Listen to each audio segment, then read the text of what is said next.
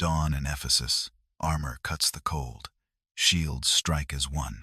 Spears drive forward with trained intent. Around an ancient oak, a war ritual holds perfect formation. Disciplined, lethal, unquestioning. The movement halts on a single command. At the center stands Otrera, and the formation obeys. Nothing else needs to be said. Power here is not inherited. It is made. Otrera does not arrive as a footnote. She enters as a compression point, where myth, geography, and power converge. In the ancient world's memory, she is named as the founder of the Amazons, the mother of queens, and the figure bound to one of the most important sanctuaries of antiquity, the Temple of Artemis at Ephesus. These claims appear separately in different traditions, scattered and unstable. Taken together, they signal scale. This is not a local war leader. This is a woman whose shadow stretches across the Aegean imagination. Her name surfaces wherever the Greek world confronts something it cannot comfortably categorize. Troy, Lycia, the Black Sea, borderlands where Greek order thins and other systems operate by different rules. Otrera is always placed there, not at the center of the polis, but at the edges where power is tested. That placement is not accidental. It is how Greek memory frames forces it cannot absorb. And yet, she is not portrayed as marginal. She is positioned as foundational. The Temple of Artemis at Ephesus is not a minor shrine. It is one of the largest religious structures in the ancient Mediterranean, older than classical Athens, rebuilt again and again because it mattered. Multiple traditions credit Otrera as its founder or co-founder. This matters because temple building is not an act of devotion alone. It is administration. It is labor control. It is long-term coordination across generations. To found a temple is to anchor authority in stone. Here, the narrative sharpens. Otrera is not remembered only as a warrior. She is remembered as an organizer of systems, religious, military, social. That combination is rare in myth, and almost unheard of for women within Greek storytelling. Heroes destroy, kings conquer, founders build structures that outlive them. Otrera is placed in the last category. This is where the stakes become clear. Greek myth is comfortable with exceptional women only when they are contained, tragic, monstrous, or temporary. Otrera is none of these. Her influence does not resolve through punishment or disappearance. It propagates. From her comes a lineage: Hippolyta, Antiope, Penthesilea, queens who do not inherit a throne as an anomaly, but step into a system already prepared for them. That is the wager this story makes. If Otrera exists only as fantasy, then Greek myth has imagined, almost against its own values, a functioning female-led society capable of war, governance, and continuity. If she reflects distorted memory, then something far more destabilizing is implied: that such systems were not imagined at all, but encountered. The Greeks do not tell her story once. They keep returning to it. They relocate it. They revise it. Each retelling tries to manage the same discomfort. A woman who does not seek legitimacy from men, gods, or marriage, yet commands obedience, territory, and time. This is not a tale of rebellion for its own sake. It is a story about authorship. Otrera does not ask to be included in an existing order. She produces an alternative and forces the world to respond to it. That is why her story cannot be small. She is written into the Trojan cycle, the great narrative of civilizational conflict. She is placed near Artemis, a goddess of autonomy and lethal precision. She is made the origin point of a people who reverse every assumption about gender, war, and inheritance. Each placement is a signal. Each one says the same thing in a different register. This woman mattered. So this is not an excavation of a minor myth. This is a commitment to follow the figure who did not request space in history, but carved it. To trace how an inverted order was imagined, feared, and partially erased. To understand what kind of world required Otrera to exist, and what it says about the one that remembered her. This is her story. The Greek world that remembers Otrera is built on hierarchy. Gods rule from Olympus, men rule from the household outward. Power flows downward, father to son, king to heir, hero to lineage. Order is maintained through inheritance, reinforced by myth, and naturalized as inevitability. This is not merely social custom, it is the operating system of the Greek imagination. Heroes are male by default. Authority is masculine by design. Women appear in myth when they disrupt the flow, temptresses, mourners, prizes, or warnings. When women act with force, the stories rush to contain them. Medusa must be slain. Clytemnestra must be punished. Even goddesses operate within boundaries set by Zeus. This is the center of the world as Greece understands it. But Greece does not end at its city walls. Beyond the Aegean coast, the map becomes unstable. To the north and east lies the Black Sea, a region Greeks describe less through borders than through unease. Rivers like the Thermodon cut through territories that resist easy classification. Peoples there ride differently, fight differently, bury their dead differently. They do not fit the polis model. They do not organize power the same way. These regions are not empty. They are active, militarized, and connected through trade and conflict. Greek ships sail there for grain, metals, and slaves. Greek mercenaries fight there. Greek settlers establish colonies and encounter societies that do not mirror their assumptions. This is where myth and geography begin to overlap. The Amazons are placed precisely in this zone, not in Athens, not in Sparta, but at the edge, where Greek certainty dissolves. The Thermodon becomes more than a river. It becomes a boundary between orders. On one side, a world structured by male lineage and divine sanction. On the other, something undefined, unsettling, and persistent. Greek writers describe the Amazons as anti-anerai, those who oppose men or exist apart from them. The word itself is unstable, translating anxiety into language. It does not describe a single practice. It names a threat to structure. This is crucial. The Amazons are not framed as chaos. They are framed as an alternative system. They have leaders. They fight wars. They make alliances. They raise successors. They are not monsters roaming the wilderness. They are organized enough to be dangerous. That danger is conceptual before it is military. A society where women fight is one thing. A society where women rule is another. But a society where female rule is normalized, transmitted, and defended, this forces Greek myth to do work. It must explain how such a thing exists without allowing it to be legitimate. So the Amazons are displaced into geography. They are pushed far enough away to be imaginable, but never close enough to be imitated. They are made perpetual outsiders, even when they interact with heroes like Heracles, Theseus, or Achilles. Contact is allowed. Integration is not. This is the stage on which Otrera appears. She does not emerge from nowhere. She emerges exactly where the Greek world expects anomaly. At the borderlands. At the fracture point between certainty and encounter. Her story functions as a pressure test for Greek assumptions about power, gender, and origin. The Greeks did not invent this space to flatter themselves. They invented it because something was already there. Something they needed to explain, contain, and remember without accepting. That is why the Amazons endure, and why Otrera must be placed at the beginning. Because before she becomes a queen, or a myth, or a threat, she occupies a position the Greek world cannot erase, the proof that its order is not universal.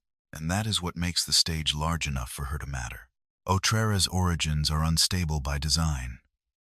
Ancient sources do not agree on her parentage, and the contradictions are not accidents of transmission. They are signals. When myth cannot decide how to place power, it multiplies explanations. In one lineage, Otrera is the daughter of Ares and Harmonia, war and order bound together. This pairing is not romantic. It is functional. Ares supplies violence. Harmonia supplies structure. Together, they produce a figure capable of sustained conflict without collapse. This version does not make Otrera a rebel against war. It makes her an inheritor of its logic. In another account, she is the daughter of Eurus, the east wind, speed, motion, unpredictability, forces that cannot be ruled, only navigated. Here, Otrera is not born from lineage, but from environment. She is shaped by movement, by terrain, by a world in flux rather than a throne. The myths do not choose. They keep both. More destabilizing still, some traditions collapse categories altogether. Otrera is not only the daughter of Ares, but his consort, child, and partner, origin, and continuation. This is not incest as scandal. It is mythic shorthand for uncontrollable legitimacy. Her authority does not flow in one direction. It loops. For Greek storytelling, this is dangerous territory. Power that cannot be traced cleanly from father to son threatens the entire grammar of rule. So the myths blur her position, making her both sanctioned and excessive, both authorized and suspect. Instead of resolving the tension, the stories preserve it. That preservation functions as strategy. By allowing Otrera's genealogy to remain ambiguous, myth grants her flexibility. She can be divine enough to command awe, mortal enough to organize armies, natural enough to belong to the frontier rather than Olympus. Each version answers a different challenge. Together, they make her difficult to dismiss. This ambiguity also serves another purpose. It positions Otrera as a bridge. She is neither fully inside the Greek pantheon, nor fully outside it. She stands between gods and mortals, order and disruption, myth and memory. That position grants her a form of legitimacy that does not rely on kingship or inheritance. And that legitimacy matters, because what she is about to do requires it. A woman founding a society of women cannot be framed as mere defiance. Defiance can be punished, but a figure rooted in divine forces, war, order, nature, cannot be dismissed without destabilizing the cosmology itself. The myths sense this and hedge their bets. They make her origins expansive enough to support the weight of what follows. Otrera does not need a crown to rule. Her authority is pre-political. It exists before law, before city, before treaty. By the time she acts, legitimacy has already been granted from multiple directions, even if none are allowed to settle. This is the real stake of her genealogy. It is not about who her father was. It is about whether a woman can be placed at the intersection of violence, structure, and continuity, without the story collapsing. Greek myth answers carefully, yes, but only at the edge of the world, and only if her origins remain unresolved. Otrera's power is born from that unresolved space, and once it exists, it cannot be easily contained. Some versions of Otrera's story begin without gods, winds, or prophecy. They begin inside constraint. A woman bound by marriage arrangements, property exchange, and expectations that define her value without her consent. These accounts are quieter, less theatrical, and precisely because of that, more dangerous. They suggest not destiny, but response. In these tellings, Otrera is not born into command. She studies it. Women in the Greek world are not trained for violence. They are trained for survival through compliance. Weapons belong to men. Defense belongs to fathers, husbands, and sons. A woman's body is something to be protected or controlled, but never armed. That exclusion is structural, not symbolic. Without training, resistance cannot scale. Otrera identifies the problem early. Strength alone is useless. Rage burns out. What endures is skill, repetition, and coordination. So she begins where power actually forms. Discipline. Privately at first. Quietly. Not as rebellion, but as preparation. Blades are lifted in isolation. Bows are drawn where no one is watching. Movement is practiced until it becomes reflex. Survival is treated as a craft. This is not heroic improvisation. It is curriculum. She does not train to win a duel. She trains to produce soldiers. The distinction matters. Duels end stories. Soldiers extend them. Techniques are standardized. Weaknesses are corrected. Endurance is built deliberately, not glorified. Injuries are managed. Knowledge is shared. Training becomes collective, and it spreads. Other women recognize what is happening, not through speeches, but through results. Posture changes. Confidence sharpens. Fear recedes. The body becomes an instrument rather than a liability. Each woman trained becomes proof that exclusion was never about capacity. It was about control. This is the moment when the project stops being personal. Otrera does not frame what she is doing as liberation. She frames it as competence. A woman who can defend herself does not need permission to exist. A group of such women becomes something else entirely. A force that must be negotiated with or destroyed. Greek retellings often compress this phase. They skip from oppression to uprising, from silence to bloodshed. But that compression hides the most subversive element of the story. The Amazons do not emerge through chaos. They emerge through preparation. Training creates trust. Trust allows coordination. Coordination allows strategy. By the time confrontation becomes inevitable, the outcome is no longer uncertain. Violence is not the beginning. It is the execution phase. This is where Otrera's leadership becomes visible. She does not motivate through myth or promise. She organizes through example. She trains alongside others. She enforces standards. She corrects mistakes. Authority grows not from fear, but from demonstrated competence. Those who follow her do so because her methods work. The result is a new kind of force. Women trained not as auxiliaries, not as exceptions, but as a unit. Their bodies move differently. Their tactics prioritize mobility, range, and cohesion. They do not mirror male warfare. They adapt around it, and crucially, this force is invisible to those who do not know how to look. From the outside, nothing appears to have changed. From within, everything has. The skills that were once forbidden have become normalized. The idea that women cannot fight has already been disproven. Quietly. Repeatedly. Beyond debate. By the time Otrera is ready to act openly, the question is no longer whether women can wage war.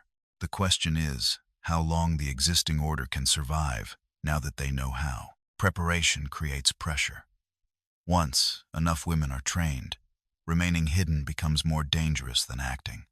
Skill without use decays. Secrecy invites betrayal, and restraint begins to look like complicity. Otrera understands this moment for what it is, a point of no return. The order they live under is not abstract. It has names, homes, weapons, and allies. Men who enforce marriages, seize labor, and punish resistance do so openly, backed by custom and force. Negotiation is not an option. The system does not recognize women as political actors. To ask for reform would be to accept its terms. So the choice is not rebellion versus peace. It is survival versus erasure. Otrera makes the decision without spectacle. There is no declaration, no appeal to gods or crowds. When action comes, it is precise.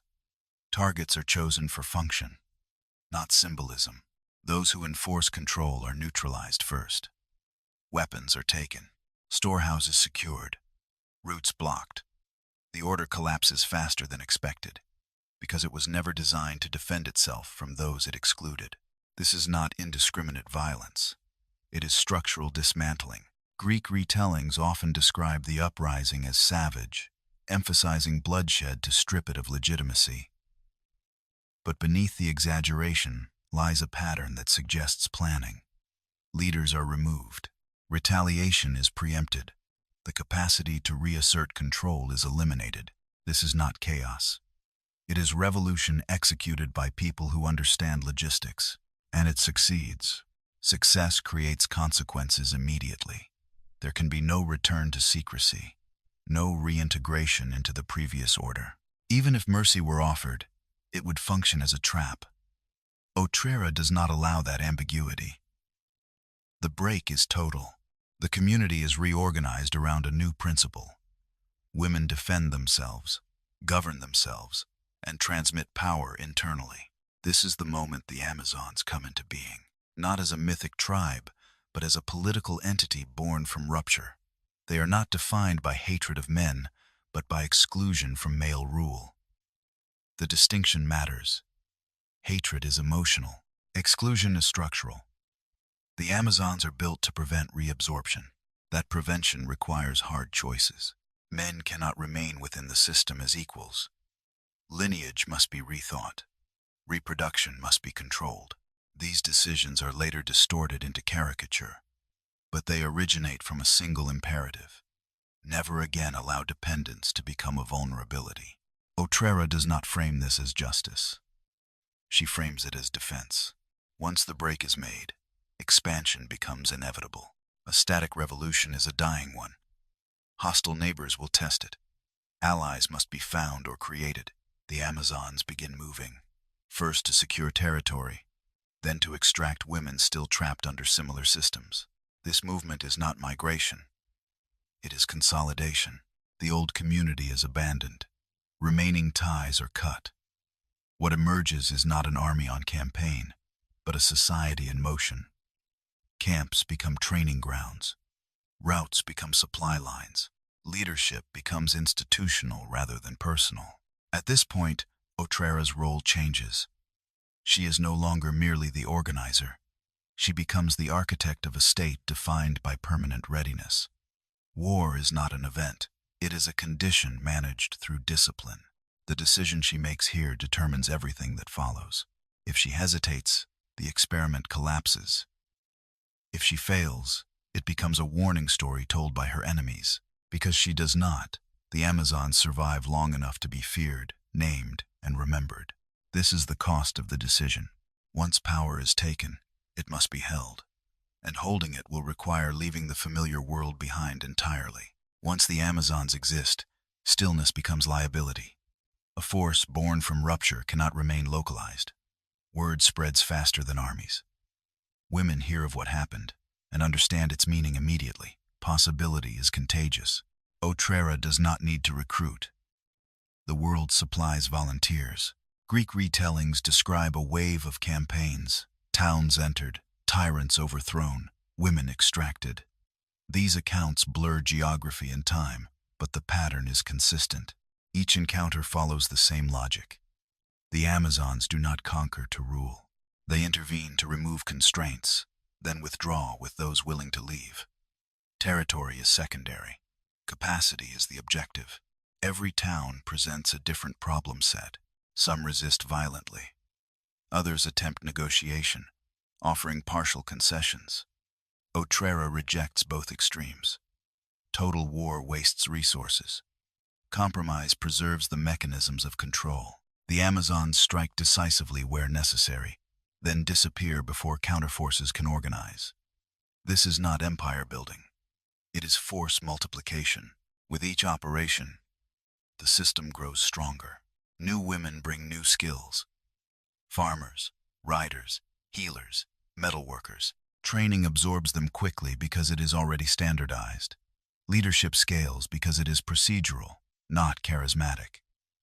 Losses occur, but the structure absorbs them. The movement does not collapse around individuals.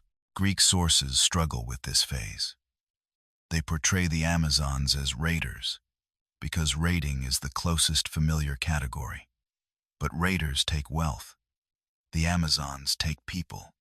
That difference is decisive. Eventually, proximity becomes danger. The Greek mainland offers too many enemies and too few defensible positions. Otrera recognizes the limit and makes a strategic withdrawal. This is not retreat. It is selection. The Amazons move east and north, away from the dense web of Greek city-states, toward regions where cavalry, warfare, open terrain, and fluid borders favor mobility. Sinope becomes a waypoint. Then Themyscira, near the Thermodon River, becomes the anchor. This location is not chosen for symbolism. It is chosen for logistics. The river supplies water and transport. The plains allow mounted maneuver.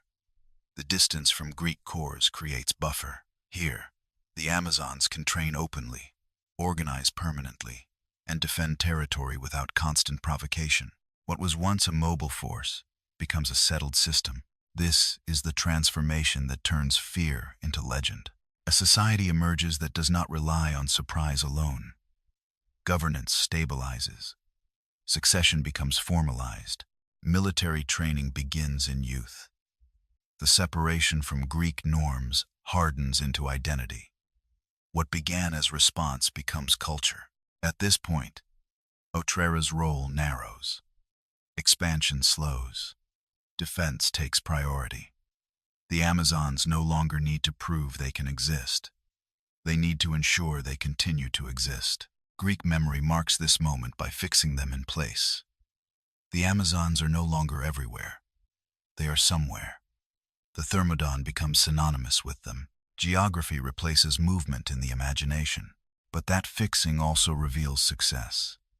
Societies that fail do not get locations. They get endings. The Amazons survive long enough to require borders, neighbors, and diplomacy. They become a factor in regional calculations. Allies and enemies begin to treat them as a known quantity rather than an anomaly. This is the escalation loop complete. Each victory creates more capacity. More capacity allows survival. Survival forces recognition. Recognition provokes confrontation. And confrontation, inevitably, will bring a challenge they cannot avoid. Lycia is where the Amazons meet a limit they cannot outmaneuver. Until now, their enemies have shared the same ground. Infantry, chariots, local militias, forces bound by terrain and supply. The Amazons defeat them through mobility, discipline, and refusal to fight on unfavorable terms. But Lycia introduces a different problem. Not stronger armies. A different dimension. Bellerophon arrives with Pegasus. Greek myth frames him as a hero favored by the gods, a slayer of monsters. Strip away the poetry, and the advantage becomes clear. He does not fight on the same plane. He observes from above, chooses when to engage, and withdraws beyond reach. For a force optimized for speed across land, the Amazons recognize the threat immediately. Cavalry and archery dominate open ground. Against an enemy who can strike from the air, formations lose coherence. Shields are designed for frontal contact. Spears assume distance can be closed. None of this applies when death descends vertically. Otrera chooses to engage anyway. This is not recklessness. It is calculation under constraint. Lycia sits astride routes that matter. Leaving the field uncontested would invite encirclement, signal weakness, and undo years of deterrence. Avoidance would not preserve the system. It would expose it. So she commits. The clash is brief by epic standards, decisive by strategic ones. Pegasus breaks formations. Arrows fall short. Countercharges find no target. The Amazons adapt as much as they can, spacing out, shifting constantly. But adaptation cannot erase the gap. Air superiority decides the engagement. Otrera is killed. Greek sources linger on the death because they need it to mean more than it does. They describe it as the fall of arrogance, the punishment of excess, the victory of divine order over inversion. But the outcome does not support that reading. The Amazons do not collapse. They withdraw in coordination. Command passes without panic. Losses are contained. No territory is overrun. No massacre follows. The system absorbs the shock exactly as it was designed to do. This is the real result of Lycia. Otrera does not lose because her society is flawed. She loses because warfare has introduced a new variable she cannot counter with existing tools. This is not moral failure. It is technological mismatch, and that distinction matters. Greek heroes usually win by killing the leader. Here, leadership proves redundant. The Amazons continue to function because authority was never concentrated in a single body. Otrera's death removes a founder, not the foundation. The battle becomes a lesson encoded into memory. There are threats even preparation cannot neutralize. Some advantages cannot be trained away. Survival depends on knowing when to withdraw, when to absorb loss, and when to preserve the system over the individual. That lesson will shape everything that follows. Greek myth frames this encounter as closure. The woman who dared to rule meets her end at the hands of a hero who flies. Balance restored. Order reaffirmed. History reads it differently. This is the moment the Amazons prove they are not a legend built around one woman. They are an institution capable of surviving her. The boss is defeated, but the game does not end. And from this point forward, Otrera's role changes. She no longer leads armies. She enters legacy. Her death becomes a pivot, not a conclusion, shifting the Amazons from founders to inheritors, from emergence to endurance. What comes next will no longer be about whether such a society can exist. It will be about how long it can remain a factor in a world that now knows it is real. By the time Otrera falls, the Amazons are no longer an experiment. They are a known power. Their camps are mapped, their tactics discussed, their alliances watched. Even in death, Otrera leaves behind something harder to destroy than an army. A reputation that shapes how others move. The world around them is already sliding toward a larger conflict.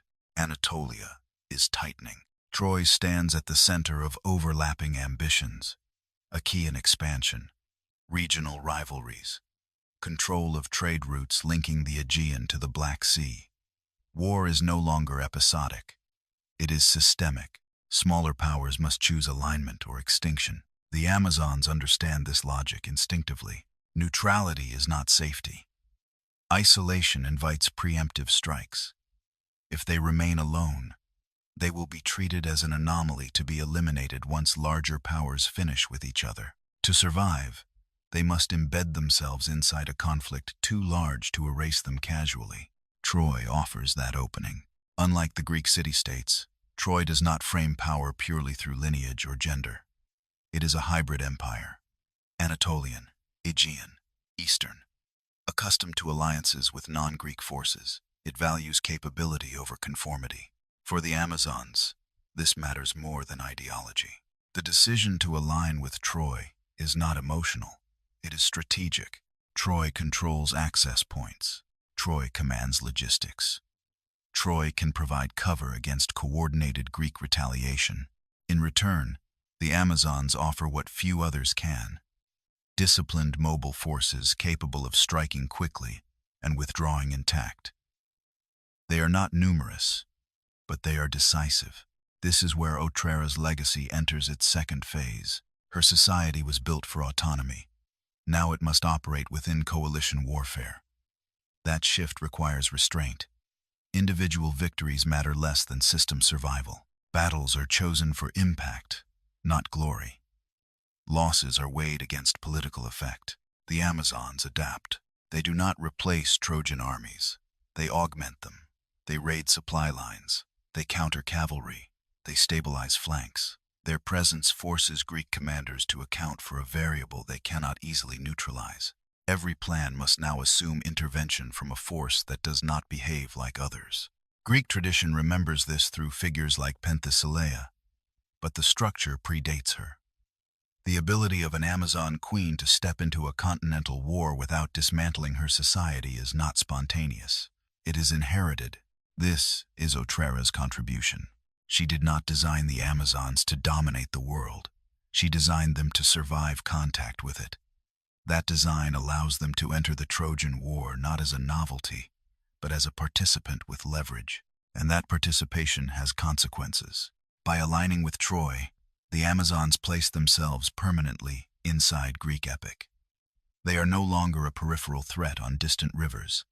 They become part of the civilizational story Greece tells about itself. Victory or defeat, they cannot be erased without explanation. This is the pivot. What began as a local rupture now feeds into a mythic war that will define Greek identity for centuries. The Amazons do not control the narrative that follows, but they ensure their presence within it. Even hostile memory is still memory. Otrera does not live to see this phase, but it unfolds according to the logic she established. Build capacity first. Choose engagements carefully. Embed survival inside systems larger than yourself. In doing so, She transforms her society from a challenge to local order into a problem the entire Greek world must account for. From this point on, the Amazons are no longer a question. They are a factor. The Amazons are not feared because they are ferocious. They are feared because they are efficient. Greek sources struggle to describe how they fight. The vocabulary is wrong. Hoplite warfare assumes mass, collision, and endurance in close formation. Heroic combat assumes individual dominance. The Amazons fit neither model. Their warfare is built around movement. Enter, strike, withdraw, before the enemy can stabilize. They fight as mounted archers and light cavalry, favoring speed over weight, coordination over spectacle. This is where the legacy of Eurus, the east wind, becomes visible, not as myth, but as method. Their formations stretch and contract. Units rotate rather than break. Engagements are brief and deliberate. This style of warfare protects soldiers. Amazons are trained to disengage as a rule, not as failure. If the objective is met, they leave. If resistance stiffens, they relocate. There is no doctrine of standing ground for honor's sake. Preservation of force is the priority. Dead warriors cannot defend the system. Greek commanders interpret this as cowardice at first. Then casualties mount. Because the Amazons choose when violence occurs, they control tempo. They strike supply lines instead of formations. They target officers instead of rank and file. They refuse decisive battles unless conditions favor them. Each choice reduces loss while increasing pressure. This discipline is what earns them respect, even from enemies. The Greeks call them antioneri, often translated as those who oppose men.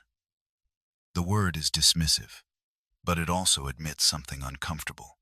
These are not women pretending to be warriors. They are warriors operating under a different rule set. Opposition here is not personal. It is systemic. Crucially, Amazons fight to protect their own. Wounded are recovered. Retreats are covered. No one is abandoned to satisfy a narrative of bravery. Leadership is judged by casualty rates, not by trophies. This ethic is not sentimental. It is mathematical. A society with limited population cannot afford waste. This is why Amazons persist across generations in myth, while many male-led forces vanish after a single defeat. Their internal cohesion translates outward. Allies learn quickly that Amazons are reliable. They arrive on time. They leave when agreed. They do not loot indiscriminately. They do not fracture under pressure. In coalition warfare, this makes them invaluable. Even Greek art, hostile as it often is, cannot avoid acknowledging this competence.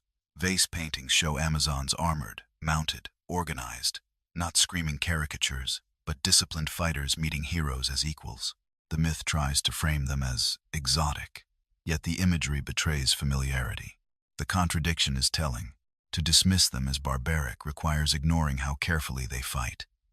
To acknowledge their discipline threatens the idea that order belongs exclusively to men. So Greek memory oscillates, admiration laced with anxiety, respect framed as otherness. This is the tactical signature Otrera leaves behind. She does not invent new weapons. She does not rely on divine favor. She institutionalizes restraint. In doing so, she creates a force that can survive repeated contact with larger powers without being destroyed. That survival is the real victory. Battles fade, names blur, but the method persists. When Amazons appear again, under new queens, in new wars, the pattern is recognizable. Speed, control, protection of the collective. These are not traits of chaos. They are the marks of a system designed to endure. Otrera's death creates a test no battle could. External enemies can be anticipated. Succession cannot. Many societies collapse not when challenged from outside, but when the founder disappears and the rules become negotiable. The Amazons face this moment immediately. Their existence now provokes fear beyond proportion. They are no longer a frontier anomaly. They are a proven military system embedded in regional war. For surrounding powers, this makes them intolerable. Elimination becomes an objective rather than a reaction. Internally, pressure rises in a different direction. A society built on permanent readiness risks hardening into isolation. Security can become paranoia. Discipline can slide into rigidity. The Amazons must decide whether Otrera's model survives her, or whether it was held together by her authority alone. The decision is made quickly. Power transfers to Hippolyta, not through struggle, but through procedure. Greek sources do not dwell on the process, which is itself revealing. There is no chaos to sensationalize, no civil war to moralize. Succession occurs because it was prepared for. This is the system working. Hippolyta does not rule as Otrera did. She does not need to. Founders establish direction. Successors maintain balance. Her role is stabilization, holding together a society under intensified scrutiny while resisting the temptation to escalate. Externally, the Amazons adjust posture. Expansion halts. Defense tightens. Engagements become more selective. The goal is no longer growth, but survival without contraction. Every action is evaluated for its long-term cost to cohesion. Internally, norms are reinforced. Training remains universal. Leadership remains conditional on competence. No individual is allowed to accumulate symbolic authority that could fracture the system. The memory of Otrera is honored, but not weaponized. Myth is kept at a distance from governance.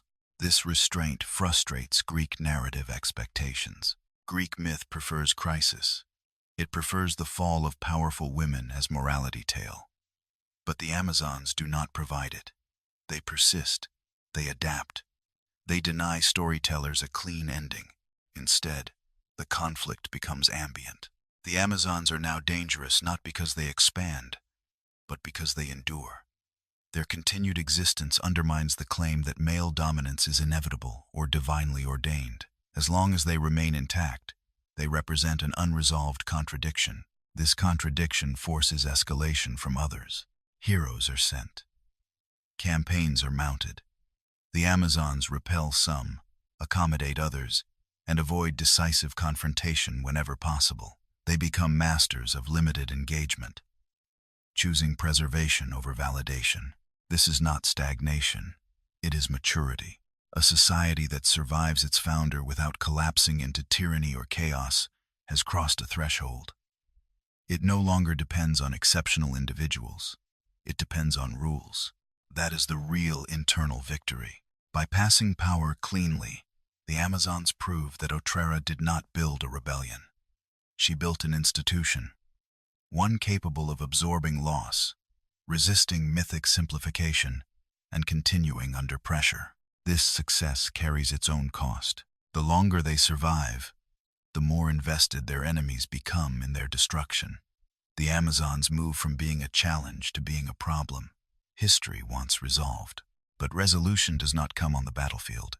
It comes later, through distortion, accusation. And that is where the conflict will shift next.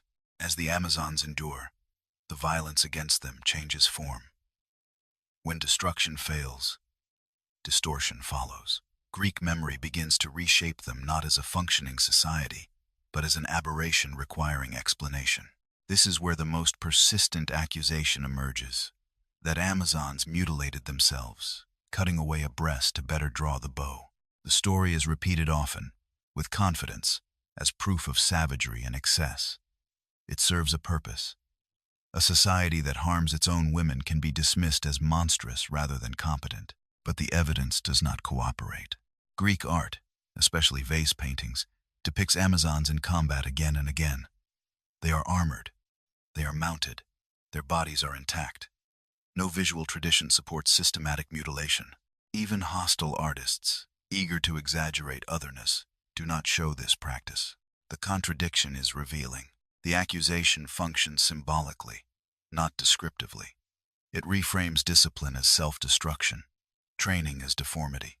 It converts choice into pathology. In doing so, it neutralizes the threat the Amazons pose to gender norms. If they must mutilate themselves to fight, then their competence is not transferable. Their model becomes unrepeatable. This narrative move matters more than any battle. By shifting the conflict into the body, Greek myth avoids confronting the system. The Amazons are no longer dangerous because of how they organize power. They are dangerous because they are allegedly unnatural. The problem becomes biological, not political. Yet even here, the story fractures. Some sources repeat the accusation. Others ignore it. Some undermine it implicitly by showing Amazon bodies as whole, capable, and formidable. The myth cannot fully commit because the visual record resists simplification. This tension exposes the real struggle. The Greeks are not debating whether the Amazons exist. They are debating how to remember them without destabilizing their own assumptions. The mutilation myth offers one solution. It contains the threat by making it grotesque. A mode cuts through the distortion. What we know for certain is limited. No archaeological evidence supports systematic bodily mutilation among female warriors. What we do know is that nomadic and frontier societies trained women to fight without abandoning their bodies. The Amazons fit this pattern far better than the caricature. Stripped of accusation, the Amazons reappear as human. They train, they adapt, they choose. Their difference is organizational, not anatomical. And that difference is precisely what made them unsettling. This is the denouement, not the end. The Amazons do not vanish in defeat. They fade under layers of narrative control. Their image is reshaped to be safe, exotic, and ultimately dismissible. Violence gives way to misrepresentation. Otrera's shadow remains visible through this process. She is not erased, but blurred, reduced to mythic excess rather than remembered as an architect of power. And that blurring is itself an act. It marks the point where history stops trying to destroy what it cannot defeat, and instead tries to make it unbelievable. Otrera does not survive as a statue or a law code. She survives as a chain. From her, the Amazons enter Greek memory not once, but repeatedly. Each appearance altered, constrained, reframed. First as founders on the Thermodon, then as queens riding into the Trojan War, later as figures carved into marble at Ephesus, frozen mid-motion on temple friezes. Each transmission preserves something and loses something else. This is how legacy actually works. The Amazons of myth bleed into archaeology. In the Eurasian steppes, Scythian and Sarmatian graves surface. Women buried with weapons, horses, battle injuries healed and repeated. Not one anomaly, a pattern. These finds do not prove Otrera existed as described. They prove the Greek imagination was responding to something real enough to require explanation. The chain continues forward. Roman writers inherit the Greek stories and soften them. Medieval Europe turns Amazons into curiosities. Early modern scholars debate them as metaphor. Modern culture recycles them as fantasy, spectacle, empowerment. Stripped of context, each retelling moves further from the original problem Otrera posed, a woman who did not ask permission to exist. That is the part most consistently erased. Otrera is not remembered because she was kind, or tragic, or exceptional in isolation. She is remembered because she solved a structural problem. She built a system where female authority was normal, transmissible, and defended. She did not invert patriarchy for shock. She made it irrelevant. That is why the memory became dangerous. Heroic men can be admired without threatening order. Powerful women who build institutions cannot. They force uncomfortable questions about necessity, inevitability, and design. So the story is bent. Biology is blamed. Violence is exaggerated. Myth replaces method, but traces remain. In Ephesus, Artemis stands as a goddess of autonomy rather than domesticity. In epic, Amazons fight not as chaos, but as peers. In the ground, women are buried with the tools of war. None of these fragments alone restore the picture. Together, they point back to a missing center. Otrera, not as fantasy, as possibility. She did not win every battle. She did not outlive her enemies. She did not control how she was remembered. What she did control was authorship. She designed a world where permission was not required, where competence produced authority, and where succession did not depend on gender. That is the moral thesis. Power is not granted by tradition. It is constructed through systems that endure pressure. Erasure is not an accident. It is a strategy deployed when those systems cannot be destroyed outright. So the question is not whether Otrera existed exactly as told. The question is how many others like her were flattened into symbol, accusation, or silence because their competence was inconvenient. If this story feels unfamiliar, that is not because it lacked importance. It is because it challenged who history was allowed to belong to. And if Otrera is a distorted memory rather than a myth, how many women like her are still missing from the record, waiting for their systems to be seen again?